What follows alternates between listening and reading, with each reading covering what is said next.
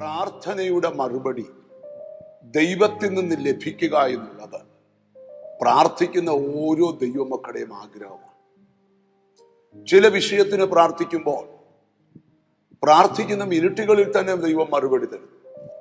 ചില വിഷയത്തിന് വേണ്ടി പ്രാർത്ഥിച്ചാൽ ഒരാഴ്ച കഴിഞ്ഞ് മറുപടി കിട്ടും. ചില വിഷയത്തിന് വേണ്ടി പ്രാർത്ഥിച്ചാൽ ഒരു മാസം കഴിഞ്ഞ് മറുപടി കിട്ടും. ചില വിഷയത്തിന് വേണ്ടി എത്ര പ്രാർത്ഥിച്ചിട്ടും മറുപടി കിട്ടുന്നില്ല. അങ്ങനെയുള്ളവർക്കൊരു സന്ദേശമാണ് ഇന്ന് നിങ്ങളോട് പറയാൻ പരിശുദ്ധാത്മാവ് എൻ്റെ ഉള്ളിൽ ഫലമേൽപ്പിച്ചിരിക്കുന്നത്. യോഹന്നാന്റെ സുവിശേഷം 15-ാം അധ്യായത്തിന്റെ 7-ാമത്തെ വാക്യം ശ്രദ്ധിക്കണം. നിങ്ങൾ എന്നിലും എൻ്റെ വചനം നിങ്ങളിലും വസിച്ചാൽ നിങ്ങൾ ഇച്ഛിക്കുന്നത് എന്തെങ്കിലും അപേക്ഷിപ്പീൻ, അത് നിങ്ങൾക്ക് കിട്ടും. അപ്പൊ ഇവിടെ എഴുതിയിരിക്കുകയാണ്, നാം ക്രിസ്തുവിൽ വസിക്കണം, ക്രിസ്തു നമ്മളിൽ വസിക്കണം. ഈ രണ്ട് അനുഭവം നമുക്കുണ്ടാകണം. ഒത്തിരി നാളുകൾ പ്രാർത്ഥിച്ചിട്ടും മറുപടി ഇല്ലാതിരിക്കുന്നവരുണ്ടെങ്കിൽ നിങ്ങൾ നിങ്ങളുടെ ലൈഫിനെ ഒന്ന് തിരിഞ്ഞു നോക്കണം. നിങ്ങൾക്ക് ക്രിസ്തുവിൽ വസിക്കുവാൻ കഴിഞ്ഞിട്ടുണ്ടോ?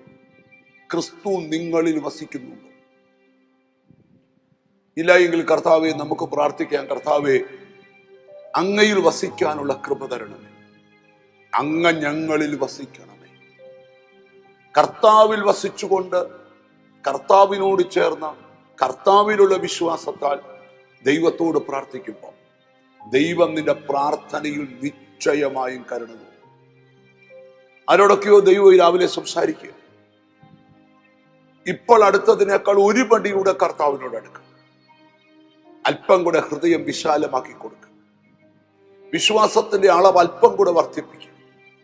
കർത്താവ് നിങ്ങളെ സഹായിക്കാൻ ആഗ്രഹിക്കുന്നു. കർത്താവ് നിങ്ങളുടെ ലൈഫിൽ പ്രവർത്തിക്കാൻ ആഗ്രഹിക്കുന്നു.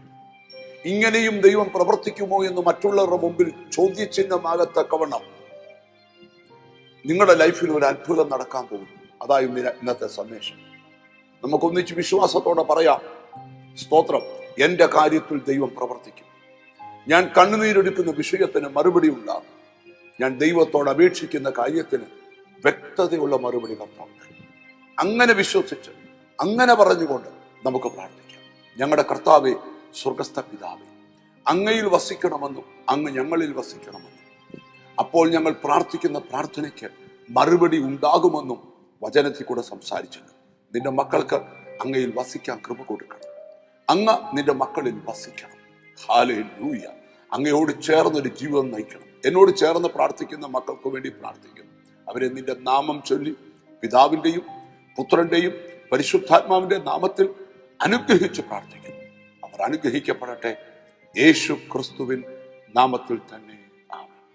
ഈ ദിവസങ്ങളിൽ നിശ്ചയമായും നിങ്ങളുടെ പ്രാർത്ഥനയ്ക്ക് മറുപടിയുണ്ട്.